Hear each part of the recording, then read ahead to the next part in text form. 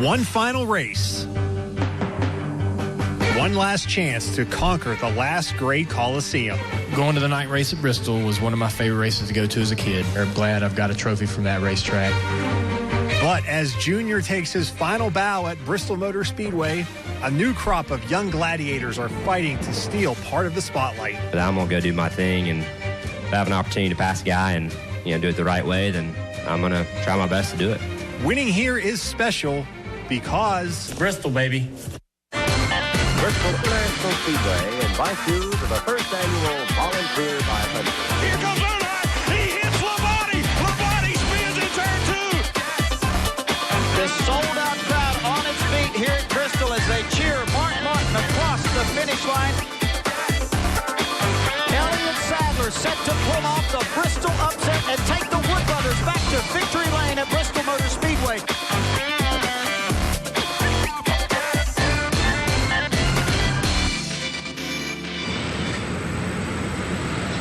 It's a beautiful night in Bristol for Food City Family Race Night. Yes, here coming on the final weekend of Dale Earnhardt Jr.'s career at BMS. Welcome to Bristol, baby, everyone. I'm P.J. Johnson, along with Heather Williams and Casey Getz. It's hard to believe, Casey, that this is the last weekend that we'll ever see Junior on the high banks. I know the day after the Food City 500 back in April, Junior made the announcement this was going to be it for him. With his concussion issues, this wasn't a huge surprise. Maybe the timing left some people scratching their heads, but look at it this way, guys. If he would have pulled a Carl Edwards and just walked away a week before the season, no track would be able to say goodbye to him. Yeah, that's a good point. And Bristol is his favorite track. He says it over and over again. He is only one of two guys to ever sweep the weekend. But believe it or not, that is not why Bristol is Junior's favorite track. Going to the night race at Bristol was one of my favorite races to go to as a kid. And just a great little, tiny little racetrack. And as a 12, 14, 15-year-old kid, you could see the whole place before the end of the weekend. And me and my buddies were all over it. And we had a blast every time we went there. I have a lot of fond memories there. I'm glad I've got a trophy from that racetrack. He is the face of NASCAR, no doubt about it. He's the most popular driver in the sport, a two-time Busch champion. He won 26 races in his Cup career. But before we celebrate Junior's last ride, let's talk about his first ride. Now, it's hard to imagine now with his success, but there was a time when Dale Earnhardt Jr. wasn't regarded as a really good race car driver. In fact, he struggled.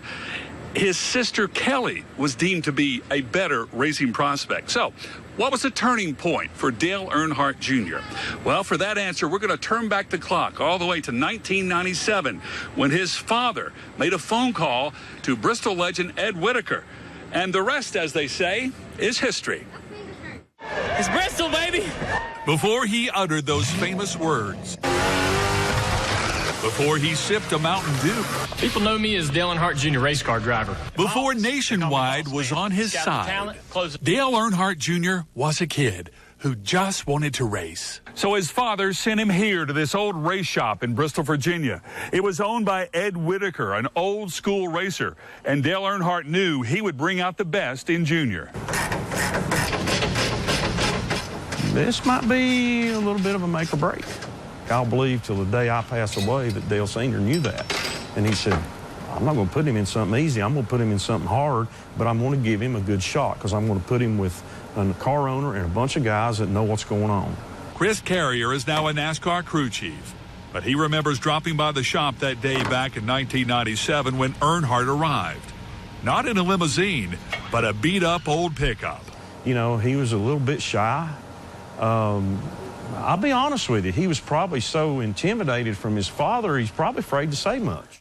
When he came, it was a surprise. I was up there the day. He brought his seat, drove his little S10 truck in, seat in the back of it, gets out and comes in. He was real shy.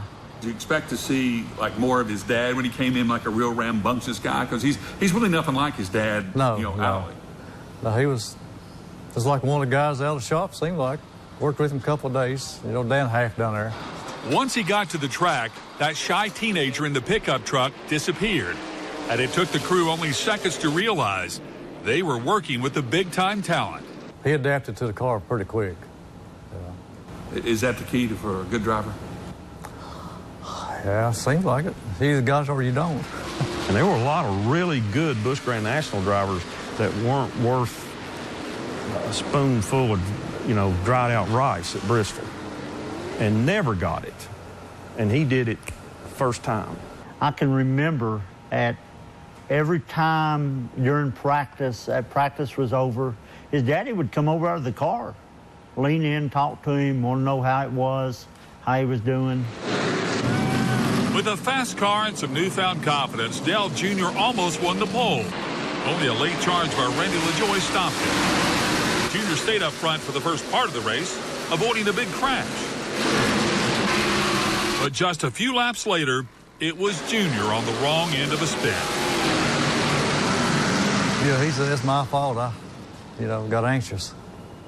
He was hard on himself, but, A good pit stop got him back on track, but his hard driving style invited disaster, and Jr. found the back of a lap car. He got anxious trying to pass Carl on the top side. It's all over then. Half a second, 6 inches one way or another, one instant, one split-second decision different than what it did, he might have won the race. So I believe it. I'll always believe that it was kind of meant to be. And I think you're right, Chris Carrier. It was meant to be. Earnhardt finished 22nd that night. Jimmy Spencer went on to win the race. Earnhardt would race one more time for Ed Whitaker and had a top 10 finish in Fontana. And there's one more moment from 1997 I want to share with you.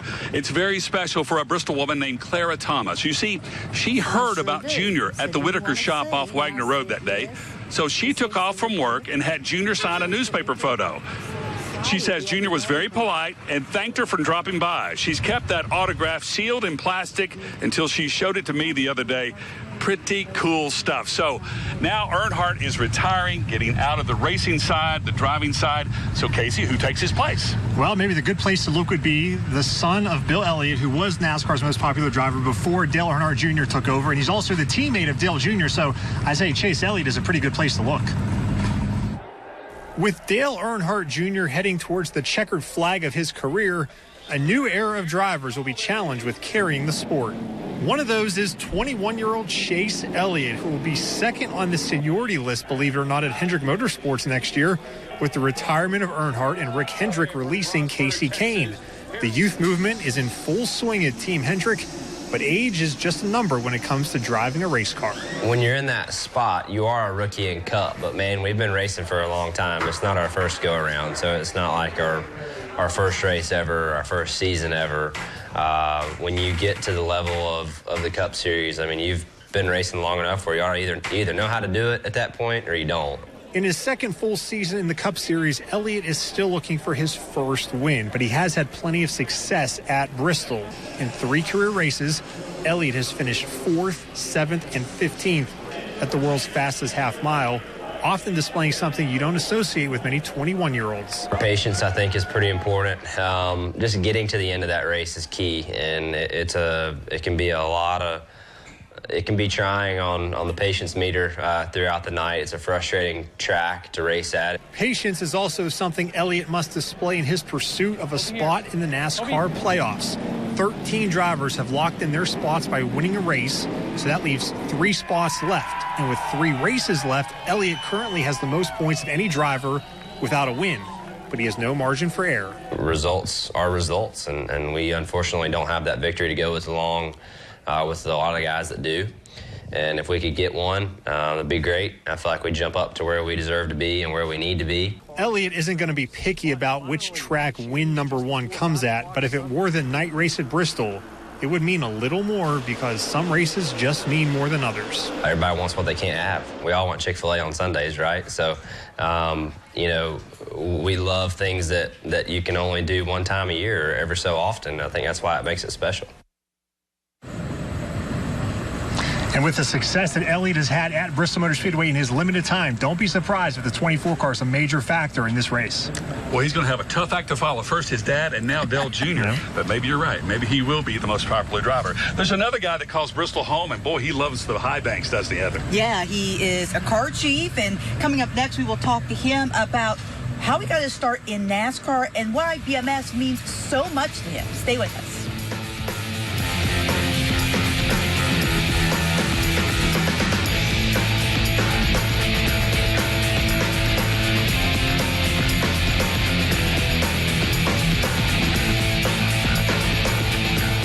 You can hear the fans yelling and screaming. From inside the car, you can hear the fans yelling. It's not under green, but under caution, you can hear them. And that's really neat to be able to see that, and you see the flash bulbs going off on their cameras and all that. So I love that atmosphere.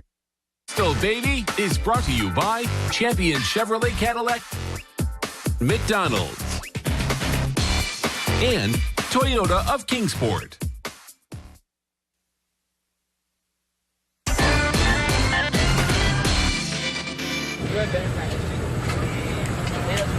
There's just something about your hometown.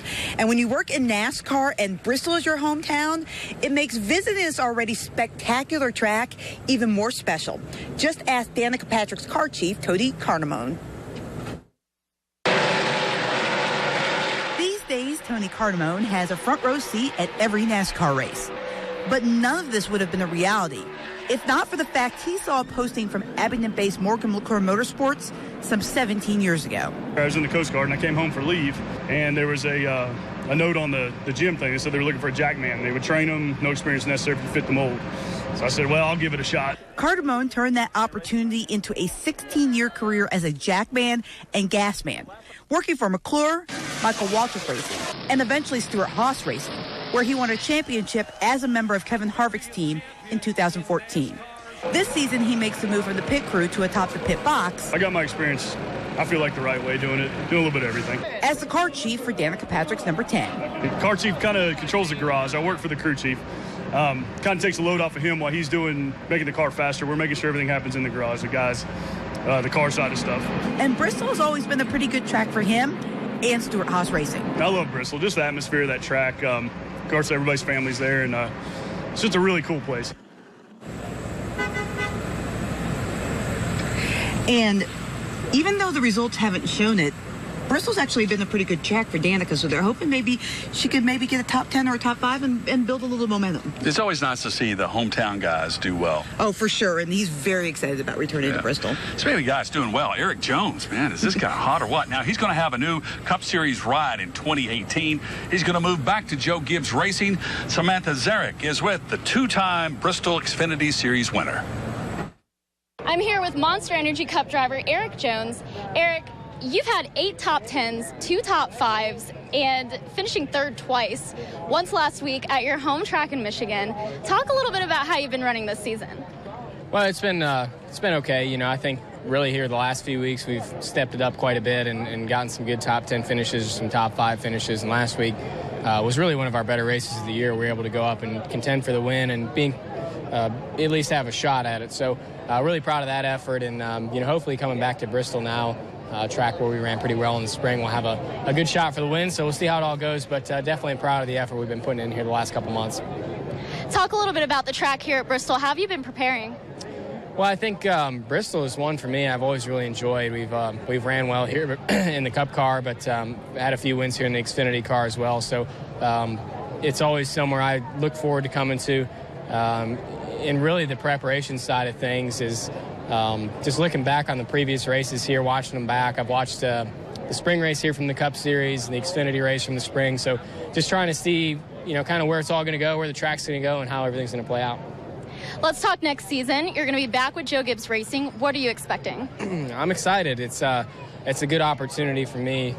Joe Gibbs Racing gave me my first opportunity in Xfinity back a few years ago, and actually I made my first Cup start for them a couple years ago as well. So looking forward to getting back with them. I know a lot of the people there, and I think it's going to be a really good opportunity for myself. So just excited to stay in a good ride, something that can compete for wins and hopefully have a really good season with them. Well, Eric Jones, thanks so much for talking with us. PJ, I'm going to go ahead and send it back over to you. Hi, Samantha, thank you very much. Now, during the spring race, we all saw some major flooding around BMS, but there was one driver who saw that flooding and actually did something about it because he just happened to have a nice 4-wheel drive. We're going to catch up with him and ask him why he came to the rescue. That's still ahead. It's Bristol, baby.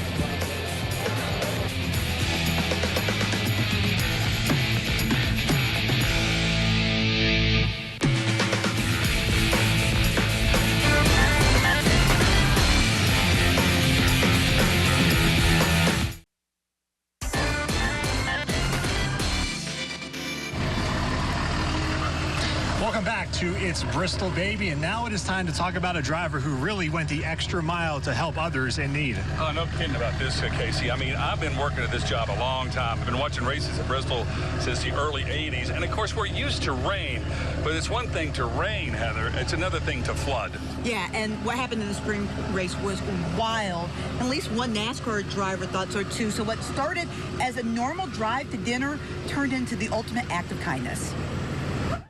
I do applaud NASCAR making an early call. They called this race 2 hours before it was even supposed to start. When the spring race at Bristol was postponed by rains, Chris Buescher and his family headed into town to get a bite to eat. When we left, you know, it had been raining so hard there for so long. It was, we kind of cruised around the campground on the way out, just to kind of get an idea of what everything looked like. What he saw on his drive back to the track? Here at Earhart Campground, the rain is really causing this water level here to rise incredibly high. Compelled him to take action. It was crazy how high the water had gotten and how quickly. And, you know, we were riding around and it was, at first you're just in shock. So Buescher got in his truck and started rescuing campers, documenting the whole thing on Instagram. Where a lot of people had their tents set up earlier and noticed that a lot of them were underwater, a lot of campers that were not accessible, a lot of trailers that people were trying to get to and hook up, and you know, just realized that, man, those people were kind of struggling. So why did this driver from NASCAR's top tier go to all these lengths to help strangers? I know if I was in the situation that I would appreciate somebody coming by and giving me a hand, and we, you know, we had a four-wheel drive truck and figured why not go down there and try and help. It has been a tough season for Eric Almirola, the driver of the 43 car for Richard Petty Motorsports. He got in the wreck back in May at Kansas, missed 2 months, but he's back behind the wheel, and he has had some success here at Bristol Motor Speedway. Mike Lucas is standing by with the driver of the 43 car. Hey guys, I'm here with Eric Almirola, the driver of the number 43 Ford, as he gets ready to take on the world's fastest half mile this week. Now, Eric, earlier this year, kind of had a bad accident at Kansas. You have 2 months. But now you're back. How does it feel to be back under the hood? And also, what did you kind of learn from that time off? Well, I learned that I love to drive a race car. I was hating it, sitting on the couch and watching that race car go around the racetrack without me in it. And it was also a good sort of reset for my mind and, you know, just my passion for the sport. You've had a few really successful runs at Bristol, 2 top 10 finishes in your career. What's the trick to conquering the Last Great Coliseum? You gotta have a good car. It's a tricky racetrack. It's a half-mile racetrack, the fastest one that we run at, and it is just really intense. And so for 500 laps at that intense of a pace, and you know, with 40 cars on the racetrack, you're constantly around traffic, and you just gotta have a car that handles good and allows you to be aggressive. And lastly, does anything compare to a night race at Bristol? I mean, that's kind of special. It is. Night racing at Bristol, I think, is the ultimate. We all grow up short track racing. We all love Saturday night short track racing under the lights. You know, the beating and banging, the fire, the sparks flying. All of that just adds to the excitement. All right, good luck this weekend. Appreciate it. PJ, certainly good to see Almirola out. That was a very tough wreck he had there at Kansas. Definitely the scariest so far this season. Yeah, it's the scariest one we've seen. It is good to have him back in the saddle. I wonder if he's had to deal with the NASCAR police at all, Casey. Yeah, we're talking about those guys that catch you when you're speeding on pit row and stuff like that. Well, how do they do all that? Heather Williams goes behind the scenes when It's Bristol, Baby continues.